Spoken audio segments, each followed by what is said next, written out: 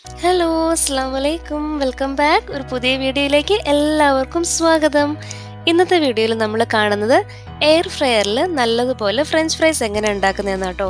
നമ്മളുടെ കയ്യിൽ കൂടുതൽ ആൾക്കാരുടെ കയ്യിലും ഉള്ള സാധനമാണ് എയർ ഫ്രയർ. അപ്പോൾ അതിൽ എണ്ണയൊന്നും യൂസ് ചെയ്യാതെ എങ്ങനെ ഫ്രഞ്ച് ഫ്രൈസ് ഉണ്ടാക്കുന്നതെന്ന് നോക്കാം.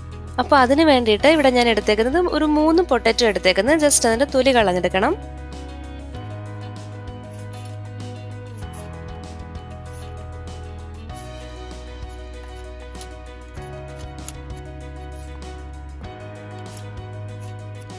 എന്നിട്ട് അതിനെ നമ്മുടെ ഫ്രഞ്ച് ഫ്രൈസിൻ്റെ പീസസ് പോലെ കട്ട് ചെയ്തെടുക്കണം നീളത്തിൽ.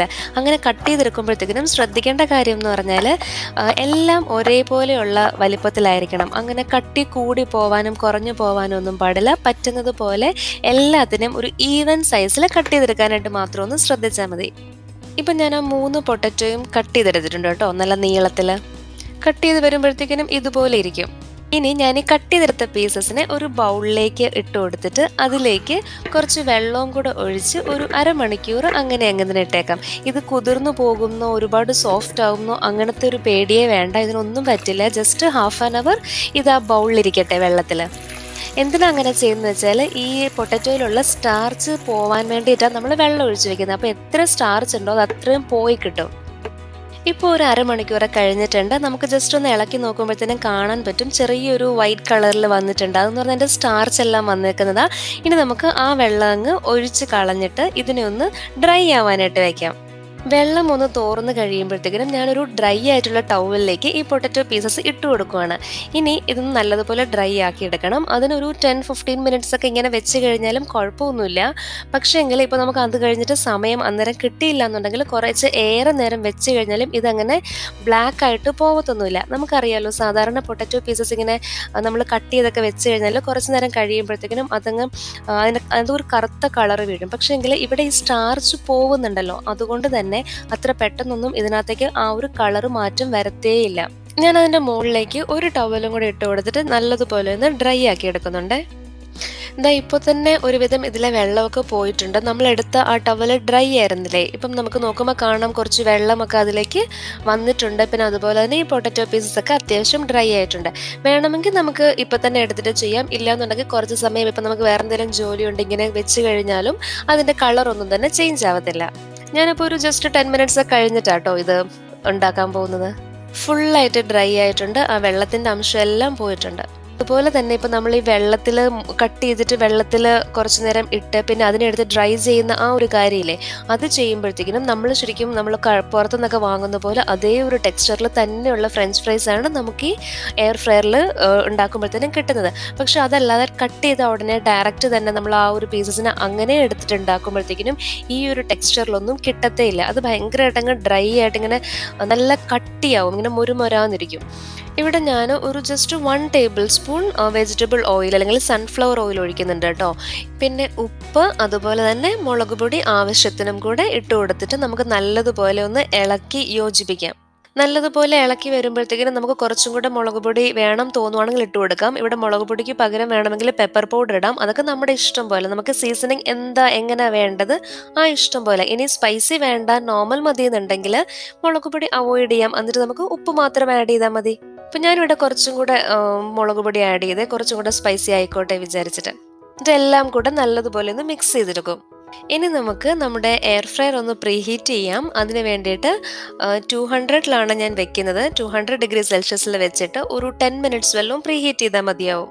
ഇതിപ്പോൾ എൻ്റെ കയ്യിലുള്ളത് ജീപാസിൻ്റെ എയർ ഫ്രയർ ആണ്. എനിക്ക് തോന്നുന്നു ഒരുവിധം എല്ലാ എയർ ഫ്രയറിലും ഇങ്ങനെയൊക്കെ തന്നെ ആയിരിക്കും അതിൻ്റെ ഫംഗ്ഷനാലിറ്റി. അതിൽ പ്രീ ഹീറ്റ് ചെയ്യാനുള്ള അല്ലെങ്കിൽ ഹീറ്റ് ചെയ്യാനുള്ളൊരു ഓപ്ഷൻ ഉണ്ടാവും, പിന്നെ ടൈമർ ഉണ്ടാവും. അപ്പം നമ്മൾ പ്രീ ഹീറ്റ് ചെയ്യുമ്പോഴത്തേനും ഒരു 200-ലൊക്കെ വെച്ചിട്ട് ഒരു 5 മിനിറ്റ്സ് 10 മിനിറ്റ്സ് ഒക്കെ നമുക്ക് പ്രീ ഹീറ്റ് ചെയ്യാം. അതിനകത്ത് സാധനങ്ങളൊന്നും ഇല്ലാതെ ജസ്റ്റ് ചൂടാക്കുന്ന ആ ഒരു പ്രോസസ്സാട്ടോ പ്രീ ഹീറ്റിംഗ്. അതിപ്പോൾ പ്രീ ഹീറ്റ് ആയിട്ടുണ്ട്. ആ സമയത്തേക്ക് നമുക്ക് ഇതിൻ്റെ ഒരു ബാസ്ക്കറ്റ് ഉണ്ടല്ലോ എയർ ഫ്രയറിൻ്റെ, അതിലേക്ക് നമ്മൾ ഈ സീസണിങ് ഒക്കെ ആഡ് ചെയ്ത് വെച്ചേക്കുന്ന ഈ പൊട്ടറ്റോ പീസസിനെ ഇട്ട് കൊടുക്കാം. അത് ഇട്ട് കൊടുത്തിട്ട് ടെമ്പറേച്ചർ നമുക്കൊരു 180ലേക്ക് മാറ്റാം. അതുപോലെ തന്നെ ടെമ്പറേച്ചർ 180ലേക്ക് മാറ്റിയിട്ട് ടൈമർ നമുക്കൊരു 15 മിനിറ്റ്സ് അല്ലെങ്കിൽ 15 to 20 മിനിറ്റ്സിൽ സെറ്റ് ചെയ്യാം. നമ്മൾ യൂസ് ചെയ്യുന്ന എയർ ഫ്രയറിനനുസരിച്ച്. ഇപ്പോൾ ഇവിടെ ഞാനൊരു 15 മിനിറ്റ്സിൻ്റെയും 20 മിനിറ്റ്സിൻ്റെയും ഇടയ്ക്കായിട്ട് ഇത് വെക്കുവാണ്. പിന്നെ നമ്മൾ ചെക്ക് ചെയ്യേണ്ട ഒരു കാര്യം എന്ന് പറഞ്ഞാൽ ഇടയ്ക്ക് എല്ലാ 5 മിനിറ്റ്സ് ഒക്കെ ആകുമ്പോഴും ഇതിനൊന്ന് എടുത്തിട്ട് ജസ്റ്റ് ഒന്ന് ഇളക്കിയിട്ട് തിരിച്ചു വെക്കണം. എന്താണെന്ന് വെച്ചാൽ ഇത് സെയിം പൊസിഷനിൽ തന്നെ കിടക്കുമ്പോഴത്തേക്കും നമുക്ക് ഹീറ്റ് അല്ലേ ഇതിലേക്ക് പോകുന്നത്. അപ്പം എല്ലാ പീസസിലും സെയിം രീതിയിൽ ഹീറ്റ് കിട്ടണം. പിന്നെ അതുപോലെ തന്നെ ഏറ്റവും അടിയിൽ കിടക്കുന്ന പീസസിലും ഒക്കെ അതങ്ങ് ചൂട് കൂടിയിട്ടേ ആ ഭാഗത്തേക്ക് അതങ്ങ് പിടിക്കാനൊന്നും പാടില്ല ഈ ബാസ്ക്കറ്റിൽ. അതിന് വേണ്ടിയിട്ട് നമ്മളൊരു 5 മിനിറ്റ്സ് കൂടുമ്പോഴത്തേക്കിനും ജസ്റ്റ് എടുത്തിട്ട് ഒന്ന് തട്ടിയിട്ട് വെക്കുക. അങ്ങനെ ആകുമ്പോഴത്തേക്കിനും എല്ലാ പീസും സെയിം രീതിയിൽ തന്നെ നമുക്ക് ഹീറ്റായിട്ട് കിട്ടും. അപ്പോൾ ഇപ്പോൾ ഒരു 5 മിനിറ്റ്സ് കഴിഞ്ഞിട്ടുണ്ട്. ഞാൻ ജസ്റ്റ് ഒന്ന് എടുത്തിട്ട് നല്ലതുപോലെ ഒന്ന് തട്ടി എല്ലാം ഒന്നും കൂടെ ഒന്ന് ഇളക്കി മറിച്ചിട്ട് വീണ്ടും അങ്ങോട്ടേക്ക് വെക്കും. അങ്ങനെ ഇപ്പോൾ ഒരു 15 മിനിറ്റ്സ് ഒക്കെ ശരിക്കും വേണ്ടതെങ്കിൽ നമ്മൾ ഇടയ്ക്ക് ഒരു 1-2 പ്രാവശ്യം ഇങ്ങനെ എടുത്ത് ഇടയ്ക്കൊന്ന് തട്ടി കൊടുക്കണം. അങ്ങനെ ആകുമ്പോഴത്തേക്കിനും ചില പീസസ് മാത്രമായിട്ട് കരിഞ്ഞു പോകാനൊന്നും പാടില്ല. നമ്മൾ ഉണ്ടാക്കി വരുമ്പോഴത്തേനും എല്ലാ പീസിനും സെയിം രീതിയിൽ തന്നെ ഹീറ്റ് കിട്ടി എല്ലാ പീസും സെയിം ആയിട്ട് തന്നെ വരണ്ടേ. അതിന് വേണ്ടിയിട്ടാട്ടോ ആ ഒരു ഈവൻ ആയിട്ട് ആ ഒരു ഹീറ്റ് ട്രാൻസ്ഫർ ചെയ്യാൻ വേണ്ടിയിട്ടാണ് ഇങ്ങനെ ചെയ്യുന്നത്. ഇനി നമുക്ക് ഫ്രോസൺ ആയിട്ടുള്ളത് കിട്ടുമല്ലോ. അപ്പോൾ ആ ഫ്രോസണും കൂടെ എങ്ങനെ ഉണ്ടാക്കുന്നതെന്ന് നോക്കാം. ഇതുപോലെ നമുക്ക് പാക്കറ്റിലാണല്ലോ ഫ്രോസൺ പൊട്ടറ്റോ പീസസ് കിട്ടുന്നത്. അപ്പോൾ അത് ഇതുപോലെ നമ്മൾ വാഷ് ചെയ്യുവോ അല്ലെങ്കിൽ സോക്ക് ചെയ്യുവോ ഡ്രൈ ചെയ്യുവോ അങ്ങനെ ഒന്നും ചെയ്യേണ്ട ആവശ്യമില്ല. നമുക്ക് പാക്കറ്റിൽ കിട്ടുന്ന ആ സാധനം നമ്മളുടെ എയർ ഫ്രയറിൻ്റെ ബാസ്ക്കറ്റിലേക്ക് ഇട്ട് കൊടുക്കുക. അതിനകത്തേക്ക് തന്നെ സീസണിങ്ങും ആഡ് ചെയ്ത് എല്ലാം കൂടെ ഒന്ന് മിക്സ് ചെയ്തിട്ട് നമുക്ക് ഫ്രൈസ് ആക്കി എടുക്കാം.